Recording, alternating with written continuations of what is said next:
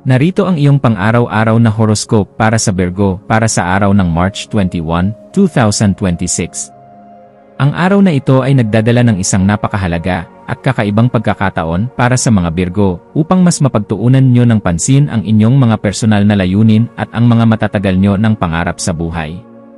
Maaaring maramdaman mo sa iyong kalooban ang matinding pangangailangan na muling ayusin at isa-isahin ang iyong mga plano at estratehiya upang mas maging malinaw ang direksyon ng bawat susunod na hakbang na iyong gagawin. Ang pagbibigay ng matinding halaga sa kahit na maliliit na detalye at ang pagsasagawa ng maingat na paghahanda ay siguradong magdudulot sa iyo ng mas mataas na antas ng kapanatagan at kasiguraduhan sa bawat aksyon na iyong sisimulan ngayong araw. Kaya naman, huwag kang mag-atubiling maglaan ng sapat na oras upang suriin ang mga bagay na dati ay tila masyadong komplikado para sa iyo, at hanapin ang pinakamainam na paraan upang harapin ang mga ito ng may buong talino at tiwala sa sarili. Pagdating naman sa iyong trabaho, ang mga Virgo ay makakaranas ng isang magandang pagkakataon upang ipakita ang inyong tunay na kahusayan at ang inyong hindi matatawarang dedikasyon sa bawat proyekto o gawaing nakatalaga sa inyo. Ang pagtutok mo sa pagiging produktibo at ang pagpapanatili ng isang maayos na koordinasyon o pakikipagtulungan sa iyong mga katrabaho ay magbubunga ng mga positibong resulta na lalong magpapatibay sa iyong tiwala sa sarili.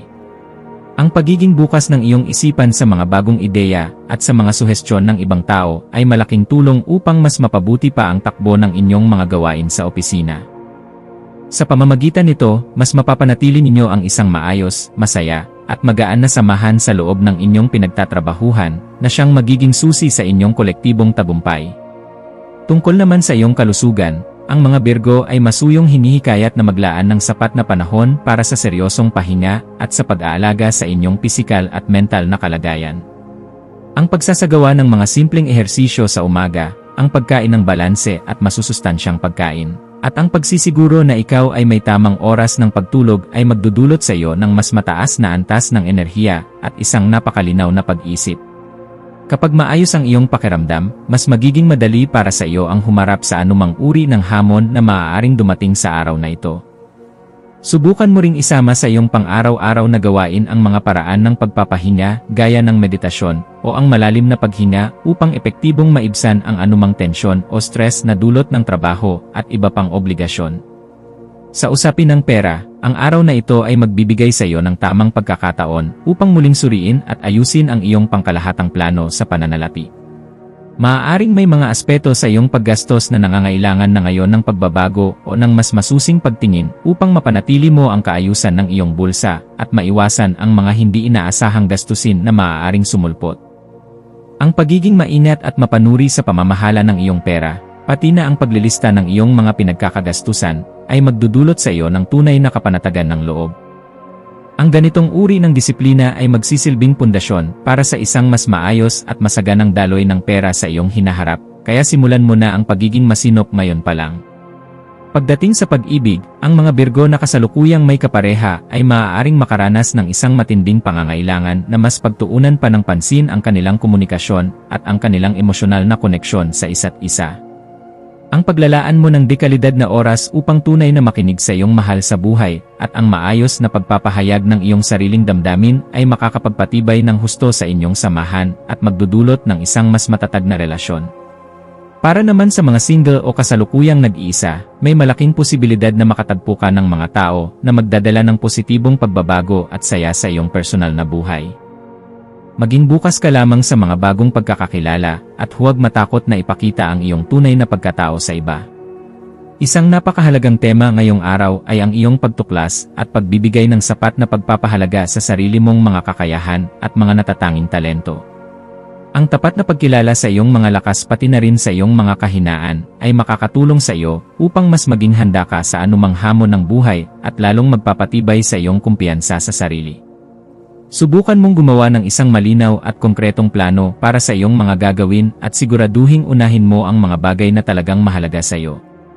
Sa pamamagitan ng pagiging organisado, mas magiging produktibo ang iyong pagtatrabaho at mas magiging maayos ang takbo ng iyong buong araw nang walang masyadong pag-aalinlangan. Ang pakikipag-ugnayan mo sa iyong pamilya at mga malapit na kaibigan ay magiging pangunahing susi upang mapanatili mo ang isang positibong koneksyon sa kanila.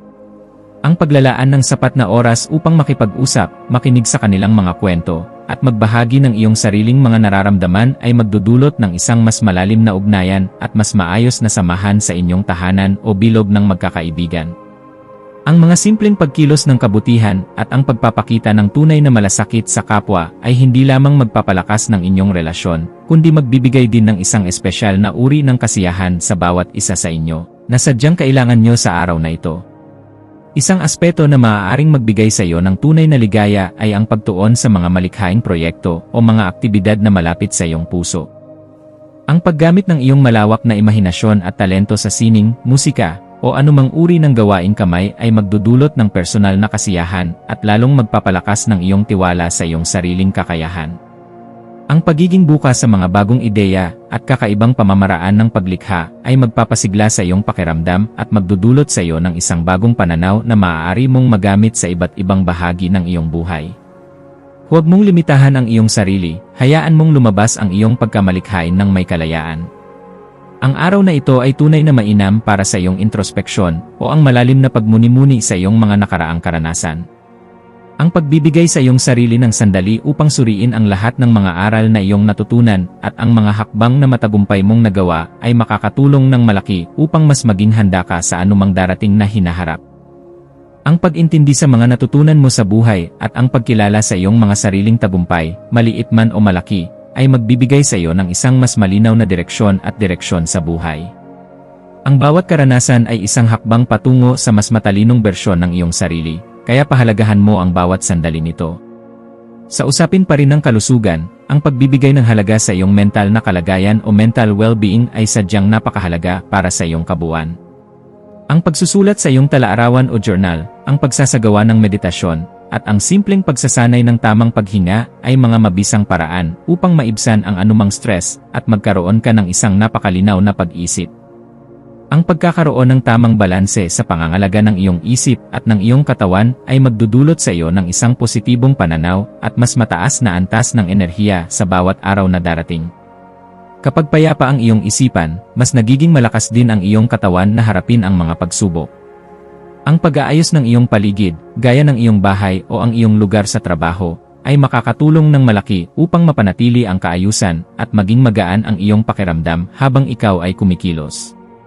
Ang pagiging organisado sa iyong kapaligiran ay magdudulot ng kagalakan sa iyong puso at lalong magpapalakas ng iyong determinasyon na matapos ang lahat ng iyong mga gawain ng mas epektibo at mas mabilis. Ang isang maayos at malinis na kapaligiran ay hindi lamang nagbibigay ng inspirasyon, kundi nagdudulot din ito ng kalinawan sa iyong pag-isip, na siyang kailangan mo upang makapag-focus ng maayos sa iyong mga tungkulin ngayong araw.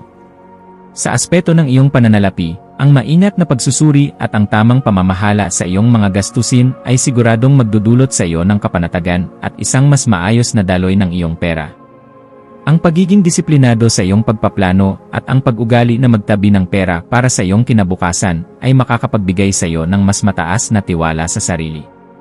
Inihahanda ka nito para sa anumang hindi inaasahang pangyayari na maaaring maganap sa hinaharap, kaya naman huwag mong baliwalain ang bawat pisong iyong kinikita at tinitipid.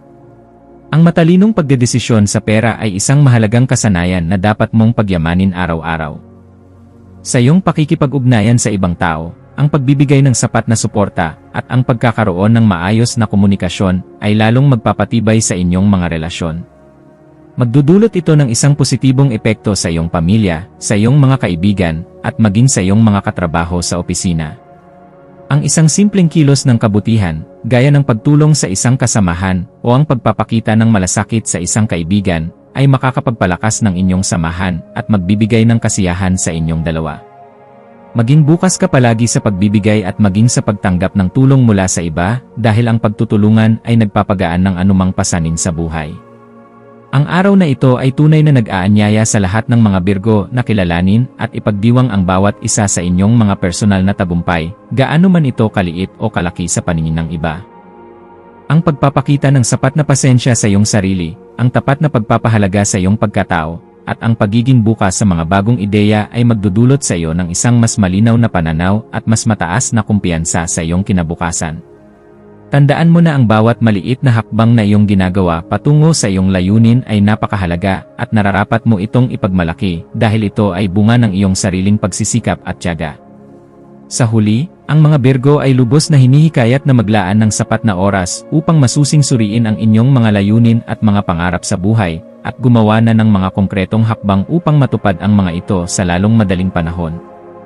Ang pagkakaroon ng isang malinaw na pagtingin sa iyong sariling kakayahan at ang matinding pagtutok sa mga positibong aksyon ay magdadala sa iyo ng tunay na tagumpay, kaligayahan, at kapanatagan sa bawat aspeto ng iyong buhay ngayong araw. Maging tapat ka sa iyong landas at magtiwala na ang lahat ng iyong ginagawa ay may katumbas na magandang biyaya mula sa itaas. Ang iyong mga maswerteng numero para sa araw na ito ay 3, 11, at 20 na siyang magdudulot sa iyo ng tamang balanse, positibong enerhiya, at kasiglahan sa katawan.